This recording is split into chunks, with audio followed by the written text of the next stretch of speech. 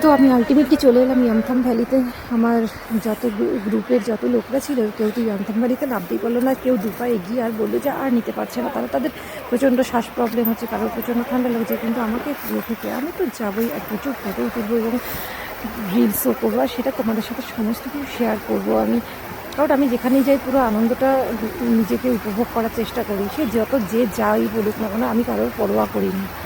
দেখো কত ঠান্ডা, তবুও দেখো জ্যাকেট খুলে আমি ঠিক পোজ দিয়ে, ওড়না উড়িয়ে, কখনো সালোয়ার উড়িয়ে, তো কখনো একটু চুলটাকে এলোথেলি করে ঠিক আমি পোজ তো দিয়েই দিচ্ছিলাম। তাতে কে কী আমায় বললো আমার কি যায় আসে না, কারণ আমি এখানে আনন্দ করতে এসেছি। আনন্দ, পুরো প্রকৃতির আনন্দ উপভোগ করে তবেই আমি বাড়ি যাব। ঠান্ডাকে আমি উপেক্ষা করে সমস্ত আনন্দকে উপভোগ করে তবেই আমি এখান থেকে যাব।